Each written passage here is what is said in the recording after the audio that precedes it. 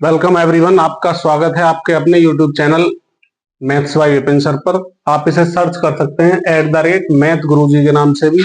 मैं विपिन शर्मा आज आपके लिए लेकर आया हूं introduction of lines and angles chapter का, और जो आपकी क्लास 9th का है एनसीईआरटी मैथ से, और चैप्टर नंबर आज 6 है ये। तो एक बार इंट्रोडक्शन देख लेते हैं, जिससे कि एक्सरसाइज के क्वेश्चन करने में हमें बड़ी आसानी होगी, बड़ी सुविधा होगी। तो आते हैं, करते हैं। सबसे पहले इतना तो जानते ही हैं कि व्हाट इज लाइन। लाइन के बारे में एंडलेस होती है, और स्ट्रेट लाइन की बात करेंगे अभी हम। वैसे तो कर्व लाइन भी होती हैं जो मुड़ी हुई होती हैं, लेकिन ये स्ट्रेट लाइन है। स्ट्रेट लाइन सभी को दिख रही है, तो इट इज कॉल्ड लाइन। इसका कहीं टू एंड पॉइंट ले लें इस पर, let this is A, this is B, तो ये ए बी जो होगा it is called line segment. इसके बाद में अगर हम बी को एंड पॉइंट लें और ये रे की डायरेक्शन में देखें, तो मतलब इस डायरेक्शन में देखें तो वो रे होगी। तो पॉइंट क्या होता है, पॉइंट क्या होता है, पॉइंट ये रहा, इसकी कोई विड्थ नहीं होती। तो एक बार इसे थोड़ा सा डिफाइन की फॉर्म में देख लेते हैं। Point which have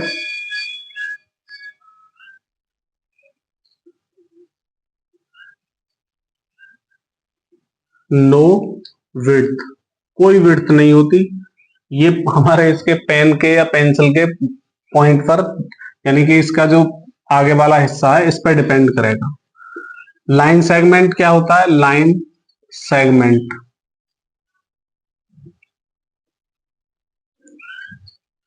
it is a part of line, it is a part of line which has two end points। इसमें टू एंड पॉइंट होते हैं। It is denoted by, it is denoted by, जैसे A B है हमारा line segment, तो इसे इस तरह से दिखा सकते हैं। ये ए बी आपका क्या हो गया, लाइन सेगमेंट। इसके बाद आती है रे। It is a part of line, it has only one end point. इसका केवल एक ही एंड पॉइंट होता है। जैसे हम रे को शो करें तो रे हो जाएगी, या तो इस तरह से डायरेक्शन दिखा दी हमने, it is the one end point, O नाम रख सकते हैं। ये रे हो सकती है, बी, किसी भी डायरेक्शन में ये शो करा सकते हैं हम रे को। तो आई होप आपको इतनी बातें क्लियर होंगी। इसके बाद हम देखते हैं इसी चैप्टर में एंगल्स का बहुत बड़ा रोल रहेगा, तो उस एंगल के बारे में देखते हैं। चलिए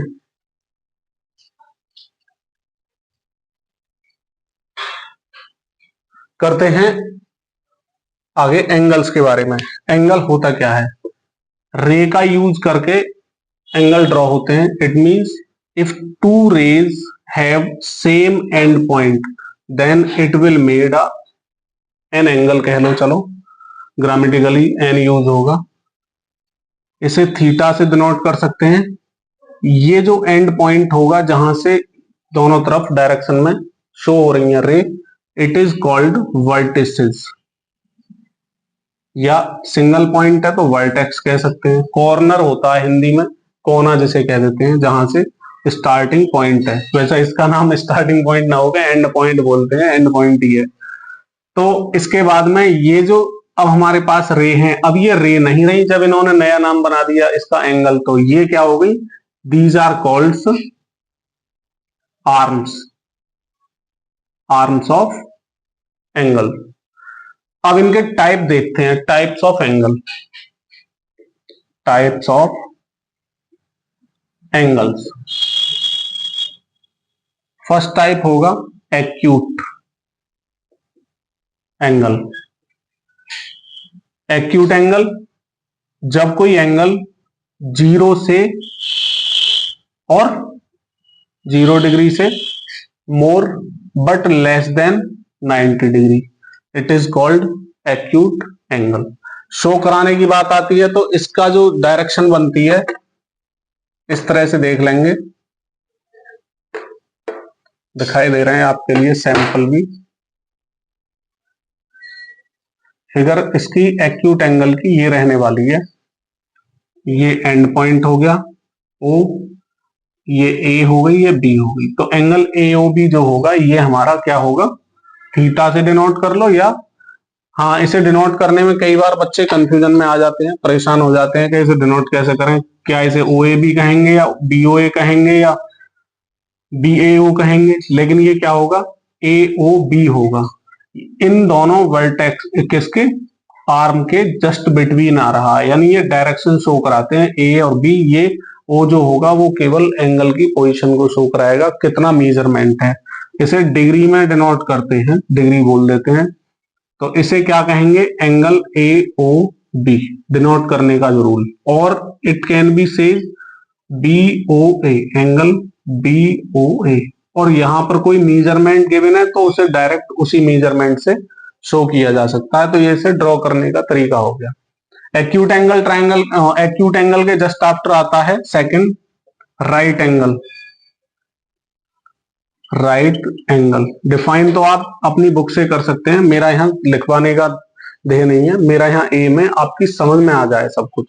तो करते हैं, या लिखना है तो साथ के साथ लिख भी सकते हैं। An angle which has measurement 0 degree, which has measurement between 0 degree to 90 degree is called acute angle. ये आते हैं an angle which has exactly measurement 90 degree is called right angle. तो राइट एंगल को शो कराना, perpendicular कह सकते हैं, ये टू रेज एक दूसरे के जस्ट। तो ये क्या होगा,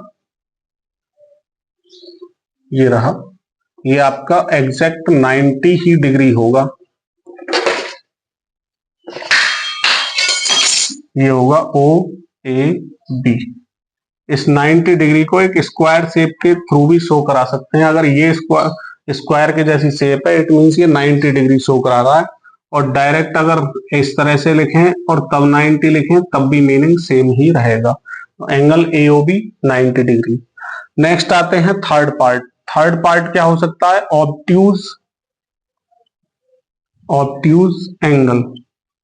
ऑब्ट्यूज एंगल का मीनिंग क्या माने, the angle which has measurement more than 90 degree and less than 180 degree.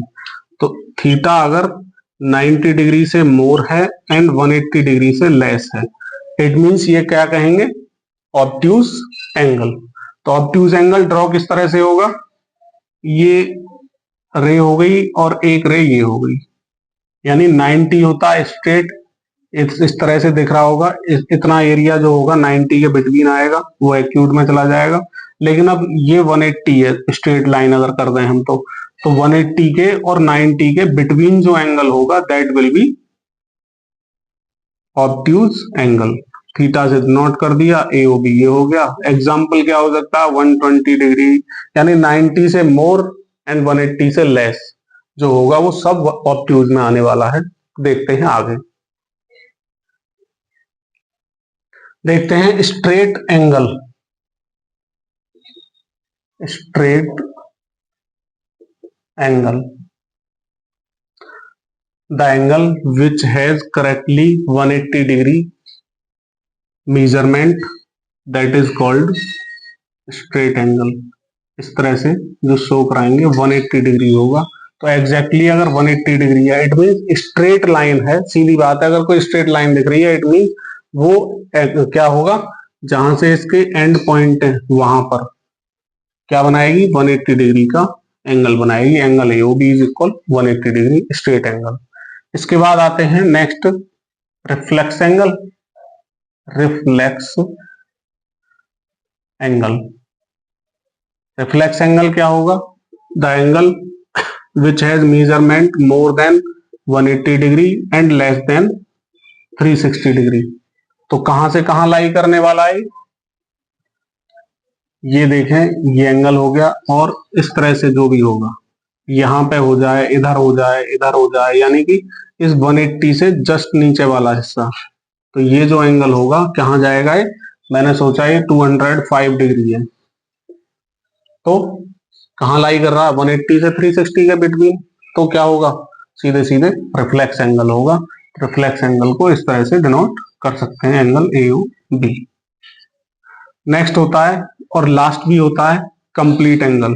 नाम से ही पता चल रहा है, N angle which has complete 360 degree angle.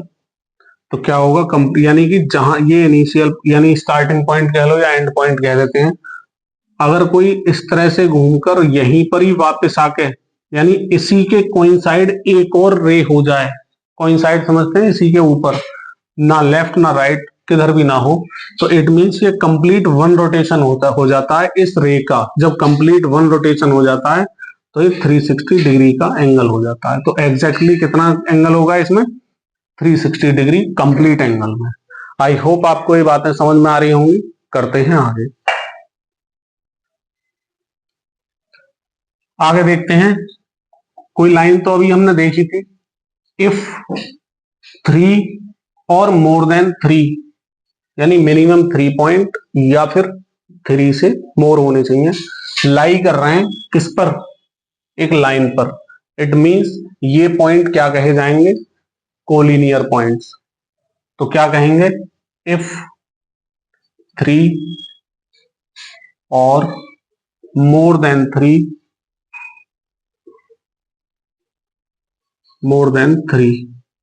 Minimum 3 से ज्यादा भी हो सकते हैं। इफ 3 और more than 3 points lying on a line, then points are called collinear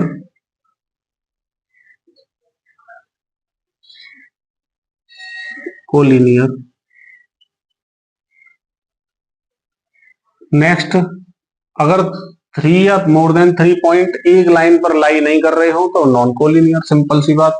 इसी को आगे नोट करा लेंगे, इफ 3 और मोर देन 3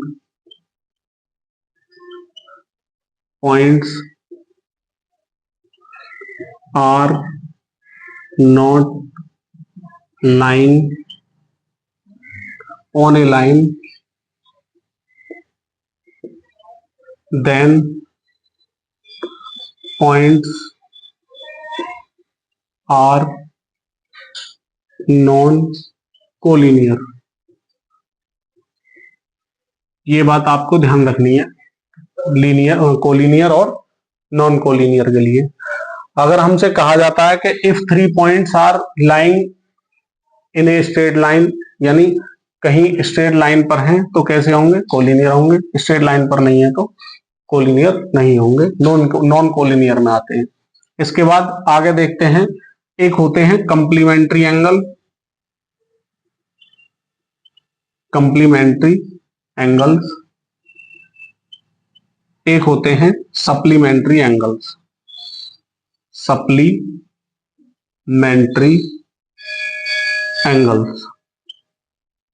कंप्लीमेंट्री एंगल क्या होंगे, if sum of two angles,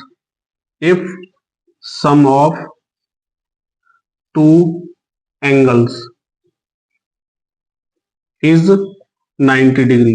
इन्हें हिंदी में कोटि पूरक कोण भी कह देते हैं। कोटि पूरक कोण यानी दो कोणों का योग अगर कितना हो, 90 अंश यानी 90 degree, then they R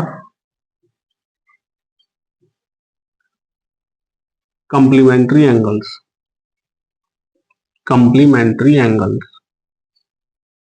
angle का साइन ये भी शो करा देते हैं, एंगल शो कराना है तो ये हो जाएगा। इसी तरह same if sum of two angles is 180 degree then they are कैसे सप्लीमेंट्री एंगल्स। वैसे तो इनमें बहुत सारे एग्जाम्पल क्वेश्चन बन सकते हैं, लेकिन आपकी 9th क्लास के पर्पज से केवल इसका इंट्रोडक्शन यहां देखेंगे, एक्सरसाइज में क्वेश्चन करेंगे तो और अच्छे से समझ में आएगा। करते हैं आगे।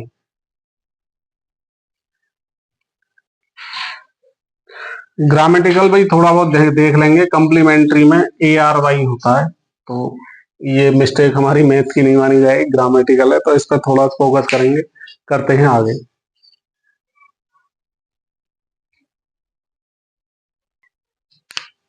देखते हैं आगे एडजेसेंट एंगल्स। एडजेसेंट एंगल्स क्या होते हैं ये एडजेसेंट एंगल्स?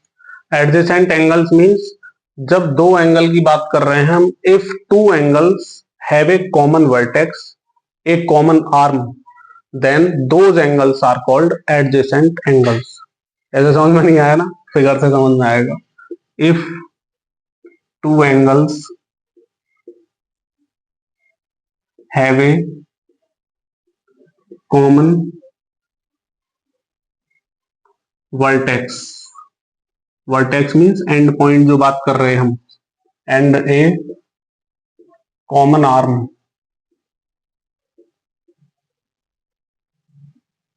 और जो कॉमन आर्म नहीं होगी, नॉन कॉमन आर्म होगी, वो डिफरेंट डायरेक्शन शो करेंगी, वो ऐसे ही समझ लें। Then angles are adjacent angles. देख सकते हैं, ये सोचा मैंने एंगल हो गए ये कॉमन आर्म के साथ, ए ओ बी सी। इधर क्या देख रहे हैं, कॉमन वर्टेक्स क्या नजर आ रही है आपको, कॉमन वर्टेक्स ओ हो जाएगी, और कॉमन आर्म क्या हो जाएगी, common arm, common arm is O C. तो इससे दो एंगल ड्रॉ हो गए, फर्स्ट एंगल इज, तो adjacent angles are angle A O C and angle BOC कह लो या COB कह लो, कोई इफेक्ट नहीं पड़ेगा, बस ये ध्यान देना है। अब इससे होता क्या है, अगर ये एंगल 1 है, ये एंगल 2 है, तो एंगल AOC में एंगल BOC को ऐड करेंगे तो वो एंगल AOB के इक्वल हो जाएगा, यानी कि 1 और 2 को ऐड कर दिया जाएगा और ये पूरा एक साथ एंगल पूछ लिया जाए तो। देखते हैं आगे। नेक्स्ट होता है linear pair. Linear pair, linear pair में क्या दिखाते हैं हम, लीनियर पेयर में एक कॉमन वर्टेक्स होगी, एक कॉमन आर्म होगी, लेकिन एडजेसेंट का ही एक टाइप मान के चलेंगे इसे, वो स्ट्रेट लाइन पर बन रहे होंगे। ये फर्स्ट एंगल, ये सेकंड एंगल, स्ट्रेट लाइन पर कॉमन आर्म हो गई, कॉमन वर्टेक्स हो गई, तो इनका सम करने पर क्या मिलता है, 180 डिग्री। तो ये लीनियर पेयर जो होता है वो ऑलवेज स्ट्रेट लाइन पर होगा। एडजेसेंट एंगल जो होंगे वो जरूरी नहीं है स्ट्रेट लाइन पर हो, वो हो सकता है कि कुछ भी एंगल बना रहे हो, लेकिन ये स्ट्रेट पर जरूर होगा। एक थ्योरम इसके लिए बहुत अच्छा काम करेगी, आगे बहुत सारे क्वेश्चन सॉल्व कराने में भी हेल्प होगी उससे। तो इसमें होता क्या है, angle AOC plus angle BOC 180 degree straight line show कराते हैं, या फिर इसे एंगल 1 प्लस एंगल 2 भी कह सकते हैं। ये मिलाकर क्या बनता है, 180 डिग्री। तो देखते हैं इससे आगे। वर्टिकली अपोजिट एंगल्स, हिंदी में इसे कह देते हैं शीर्षाभिमुख कोण। तो अभी आप इंग्लिश के हिसाब से देख लें, if two lines are intersecting each other, और कहा कहीं एक पॉइंट पर वो ज्वाइन कर रही है, तो इनके जस्ट अपोजिट डायरेक्शन में जो एंगल होगा, इट मींस एंगल 1 जो होगा वो एंगल 2 के इक्वल हो जाएगा, या लेफ्ट की बात करें वो राइट वाले के इक्वल, ये 3 जो होगा वो 4 के इक्वल हो जाएगा। डिफाइन क्या होगी, डिफाइन में यही करेंगे, the angles which are made in opposite direction by two intersecting lines are called vertically opposite angles. और ये जो मैंने आपको रिलेशन दिखाया 1 और 2 इक्वल होंगे या 3 4 इक्वल होंगे, एक थ्योरम है, आगे उसे देखेंगे, उसका भी बहुत सारा यूज है, तो बहुत काम आने वाली है वो। तो यहां पर वर्टिकली अपोजिट में एक तो हो जाएगा 1 एंड 2 का पेयर, एक 3 एंड 4 क्या है, ये भी एक दूसरे के वर्टिकली अपोजिट एंगल है। आगे देखते हैं इंटरसेक्टिंग लाइन। इंटरसेक्टिंग लाइन वैसे अभी देख लिया आपने, फिर भी आपकी एनसीईआरटी में दिखाया हुआ है इंटरसेक्टिंग लाइंस। तो intersecting line, if line two lines are joining at a point on a vertex, common vertex कह सकते हैं, then these lines are called intersecting line. First line L ले लो और सेकंड लाइन एम ले लो, L और M एक दूसरे को ऊपर इंटरसेक्ट कर रही हैं। नेक्स्ट हो सकती है parallel line, parallel lines. Parallel line क्या होंगी, पैरेलल लाइन ये होंगी इफ द क्या कह सकते हैं, difference between two line is constant, कभी भी वो एक दूसरे को ज्वाइन नहीं करेंगी, सेम डिस्टेंस, अगर यहाँ ए है तो ये भी ए रहेगी और आगे तक ए ही रहेगी, ये कभी एक दूसरे को ज्वाइन नहीं करेंगी, then these lines are called parallel lines. तो आगे हम देखते हैं नेक्स्ट कुछ वेरी इंपॉर्टेंट रिजल्ट हैं आपके सामने एक्सियम और थ्योरम के रूप में। वैसे इन्हें प्रूव कराने की जरूरत नहीं है, इनकी जरूरत पड़ जाती है किसी क्वेश्चन को सॉल्व कराने में, इसलिए इनका देखना जरूरी है, हमें एक बार देख लेते हैं। एक्सियम 6.1 क्या कहती है, इफ ए रे स्टैंड ऑन ए लाइन, कोई रे किसी लाइन पर स्टैंड कर रही है, then the sum of two adjacent angle so formed is 180 degree. तो ये एक्सियम 6.1 कह रही है, ये कोई क्या है, लाइन पर रे स्टैंड कर रही है, क्योंकि ये लाइन थी तो लाइन क्या होती है, स्ट्रेट लाइन है, स्ट्रेट लाइन 180 डिग्री का एंगल बनाती है, तो इस तरह से इन दोनों का सम भी जो होगा वो भी 180 डिग्री ही होगा। कर चुके हैं अभी हम। नेक्स्ट होता है if the sum of two adjacent angles is 180 degree, two adjacent angle हैं उनका सम 180 डिग्री। यहां पे क्या था, यहां लाइन दी हुई थी, लाइन पर रे लगाई है, तब उनका सम करके देखा है तो 180 डिग्री मिला। यहां उसका जस्ट अपोजिट है, अपोजिट क्या है ध्यान से देखेंगे, हमारे पास में एंगल 1 और इसका एडजेसेंट ये एंगल हो गया। अगर इन दोनों का सम करा दें और वो सम 180 डिग्री के आ जाए इक्वल, तो हम क्या कहेंगे, ये जो इनमें नॉन कॉमन जो साइड है, जैसे ये वाली नॉन कॉमन साइड क्या रे कहेंगे इसे, नॉन कॉमन रे ओ से ए वाली और ओ से बी वाली, तो ये नॉन कॉमन जो रे हैं इन्हें एक साथ ज्वाइन करा देंगे तो वो क्या में होंगी, एक लाइन बनाएंगे। भाई यही था इसमें।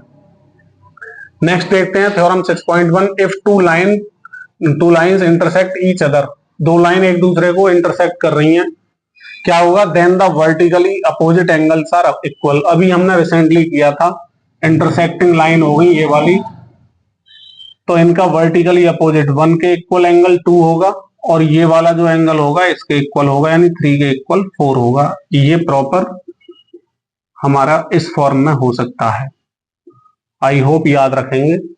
नेक्स्ट है lines which are parallel to the same line, कह रहे हैं कोई लाइन जो पैरेलल लाइन के पैरेलल है, तो क्या होगा, जैसे हमारे पास में इसी का यहां पे देख ले रहे हैं, एक लाइन हो गई, इसके पैरेलल ये हो गई, कह रहे हैं इसके भी पैरेलल अगर कोई लाइन है, ये एल ये एम ये एन, क्या है, अगर L पैरेलल टू M है and M parallel to N है तो रिजल्ट क्या मिलेगा कि क्या मिलेगा, L और N भी एक दूसरे के पैरेलल होंगी। इसका मतलब ये है this is parallel to M, M is parallel to N, तो L और N भी एक दूसरे के पैरेलल होंगी। इस रिजल्ट का मीनिंग ये है।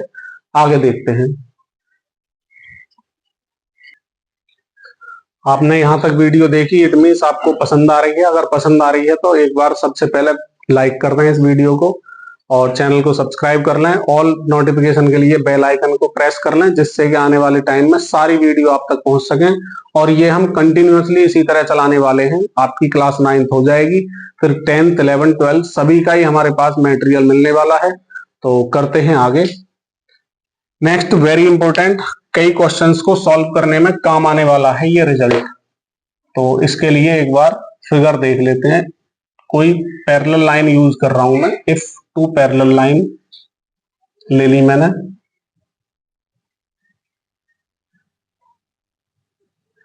और एक ट्रांसवर्सल लाइन ले ली, तो इससे हमें कई सारे रिजल्ट क्लियर होने वाले हैं।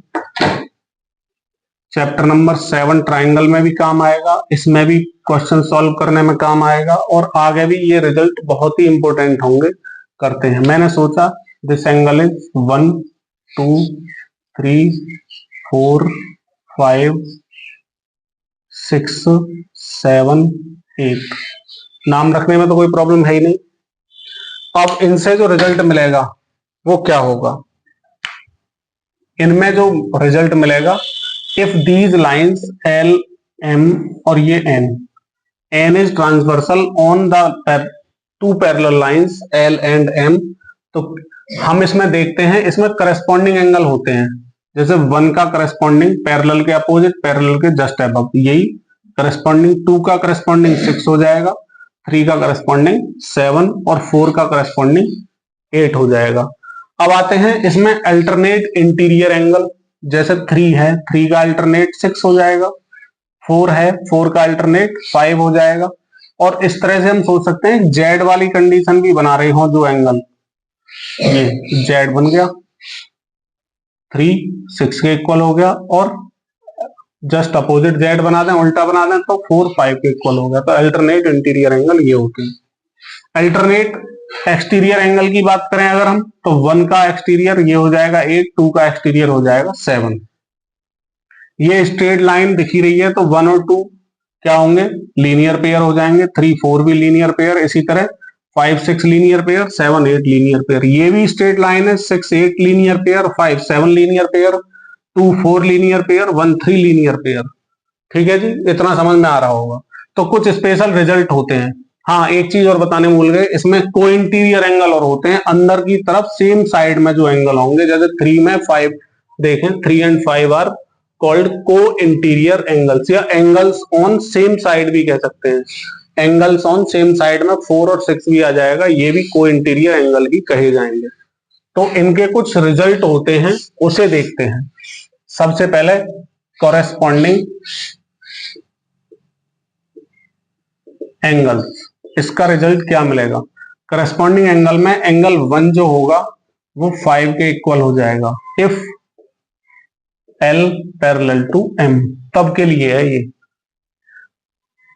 2 का इक्वल 6 हो जाएगा, 3 का एंगल 3 जो होगा वो एंगल 7 के इक्वल होगा, एंगल 4 जो होगा वो एंगल 8 के इक्वल हो जाएगा। करस्पॉन्डिंग एंगल तो ये हो गए। इसके बाद में क्या करते हैं, अल्टरनेट इंटीरियर, पूरा ही नाम लिखे दे रहा हूं, बाद में शॉर्ट में लिख लिया करेंगे। Alternate interior angles. Alternate interior angle कौन कौन से रहे हमारे पास में, एंगल 3 एंड 6 ये बोथ भी इक्वल होंगे, और सेकंड में देखें हम 4 एंड 5 भी एक दूसरे के इक्वल ही रहेंगे। ये हो गया इसका रिजल्ट। आगे आते हैं, नेक्स्ट होगा को इंटीरियर एंगल्स। को इंटीरियर एंगल्स, तो को इंटीरियर एंगल्स में वेरी इजी, एंगल, हाँ इसका रिजल्ट सबसे डिफरेंट होगा। 3 में 5 को ऐड करें then it will be equal to 180 degree. Angle 4 में एंगल 6 को ऐड करते हैं then it will also equal to 180 degree. तो को इंटीरियर का 1 पेयर ये हो गया, 1 पेयर ये हो गया। अब इसमें बहुत सारे क्या बन रहे होंगे, लीनियर पेयर बन रहे होंगे। तो linear pair at line L, L पर क्या है, एंगल 1 और एंगल 2 का सम क्या मिलेगा, 180 डिग्री। एंगल 3, एंगल 4 का सम क्या मिलेगा, 180 डिग्री। अब linear pair at line M, at line M, M line पर चेक कर लें, एंगल 5 एंगल 6 का सम 180 डिग्री मिलेगा। एंगल 7 और एंगल 8 का भी सम 180 डिग्री मिलेगा। अब देखते हैं लीनियर पेयर एट लाइन, एक ट्रांसवर्सल लाइन भी तो है यहां पर एन, तो एन पर भी तो 1 में 3 को ऐड कर देंगे तो 180 डिग्री, 2 में 4 को ऐड कर देंगे, angle 2 plus angle 4 180 degree. And यहां आते हैं एंगल 5 में ऐड कर दें angle 7, it will be 180 degree. Finally the sum of angle 6 plus angle 8 is equal to 180 degree. I hope आप ये रिजल्ट बहुत अच्छे से समझ चुके होंगे। अगर आपको कोई प्रॉब्लम हुई है तो एक बार वीडियो को फिर से पीछे ले जाएं और फिर से समझने की कोशिश करें। अगर ये रिजल्ट आपने अच्छे से समझ लिया, इट मींस आपको चैप्टर नंबर 6 बहुत अच्छे से समझ में आने वाला है। तो आई होप आपको वीडियो पसंद आई होगी। पसंद आई है तो एक बार चैनल को सब्सक्राइब कर लें, बेल आइकन दबाकर आगे के नोटिफिकेशन के लिए ऑल पर क्लिक कर दें, और साथ में वीडियो पसंद आई है तो लाइक करना तो बिल्कुल नहीं भूलना। अपने फ्रेंड्स, मित्र, दोस्तों, सगाओं, बंधुओं, क्लासमेट्स, रिलेशनर सभी के साथ इस वीडियो को शेयर करें जिससे कि सभी का बेनिफिट हो सके। इसी के साथ जय हिंद, जय भारत।